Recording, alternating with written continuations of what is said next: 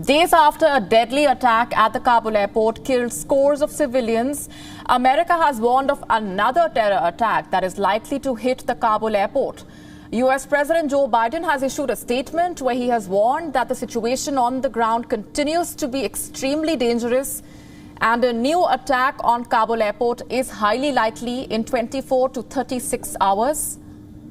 The US Embassy in Kabul has repeatedly told American citizens to leave the areas around the main gates in the recent days. And now, due to a specific credible threat, the US State Department has issued a security alert asking US citizens near Kabul airport, including South Gate, the new Ministry of the Interior, and the gate near the Panjshir petrol station to leave the area immediately and avoid traveling to the airport at this time. In a devastating suicide bomb attack earlier this week, scores of Afghan civilians were killed along with 13 US troops.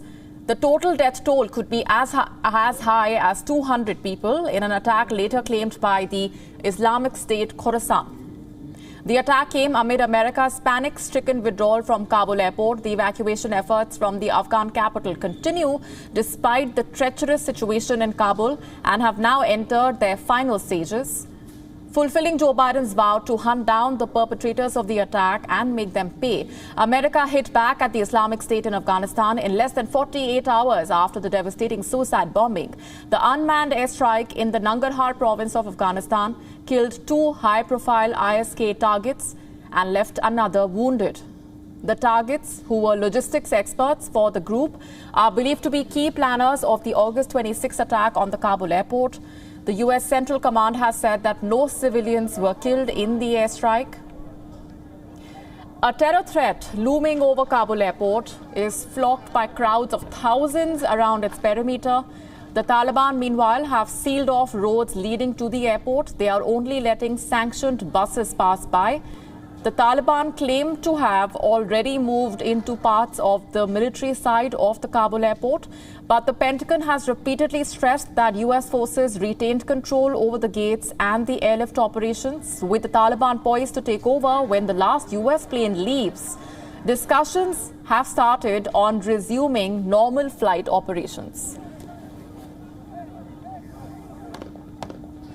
And for more on these developments, our correspondent Anas Malik joining us from Kabul. Anas, you have been reporting for about a month now from Afghanistan and getting us up to speed with the latest coming in. If we could start by talking about to what extent this latest US intel security threat of an attack on Kabul airport complicates the evacuation efforts of the United States, which is already racing against time with the August 31 deadline fast approaching. Absolutely, Molly, you rightly mentioned. We at WION here have been reporting in from Afghanistan, not let alone Kabul. We've been reporting from about 6 to 7 provinces since the past 34 days now. This recent threat alert that has been issued by foreign intelligence agencies, it seems to be very precise that it came on Friday that at least 7 suicide bombers had left a mosque in central Kabul, and they had gone towards 2 hotels and one towards the airport as well. The target would be foreigners or places with foreigners that are being guarded by the Taliban as well. This is what the foreign intel inputs suggested.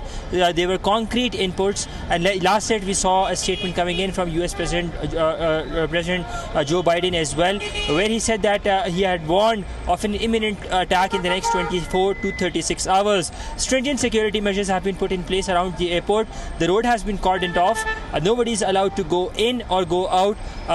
There were some escorts being done through sanctioned buses which were being allowed, but that too I've tried to go near to the airport, but I haven't been able to see any of those buses going through as well either. In all practicality, the evacuation process For Afghans, now that is a caveat, for Afghans has come to a halt, whereas it continues for those Afghans who are dual nationals, who happen to be nationals of Britain, who happen to be nationals of US, who happen to be Norwegian nationals, German nationals, and so on and so forth. So if you are an Afghan and you also have a dual nationality of another country, then you are eligible to board that flight and to go abroad. But if you don't have that, regardless of your status, even if you fall under the eligibility criteria of that SIV or special immigrant visa status, even then you are not going to be on that flight to freedom and you are left behind in all practicality. Ollie? Anas, you've also been speaking to the locals while stationed there. Tell us what has been running through their minds. What is the larger mood on the ground ever since the Taliban takeover?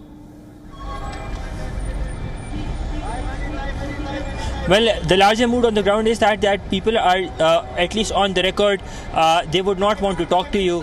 But behind closed doors, there is a sense of uncertainty. There is a sense of fear to be precise, because they fear of being pushed back into the 90s rule. Prima facie, the Taliban are coming out as a progressive party, as a progressive regime, where we have been seeing repeated statements being put out by them that they would want an inclusive government with women's participation in it. We saw a statement as well from the Taliban which had asked the women employees of the Ministry of Health to show up at their duties on Friday, a day after the Kabul bombing. So prima facie, they're coming out as progressive, but regardless of how progressive they are to come out and try to give this semblance of being a change or reformed version of the new Taliban 2.2 as it's being put. But there is greater mistrust between the people and between the Taliban both, because the horrific memories of the previous rule in Kabul and in Afghanistan is etched in people's memory even now, where people were not allowed to listen to music, they were not allowed to shave, women were not allowed to go out, and so on and so forth. So it would take some time. Kabul is now gripping around this new normal where you would see people around with clad in shalwar kameez, carrying an RPG or an Kalashnikov, and trying to control traffic. We're seeing now shops are being opened up. Women are now not in that greater numbers, but yes, in the past 15 days, because today is the 15th day of the Taliban takeover, women are definitely out in greater numbers, though covered from head to toe in their significant abaya. Molly? Right, thanks very much, Anas, for those inputs. We're leaving it there for the moment. WION now available in your country. Download the app now. Get all the news on the move.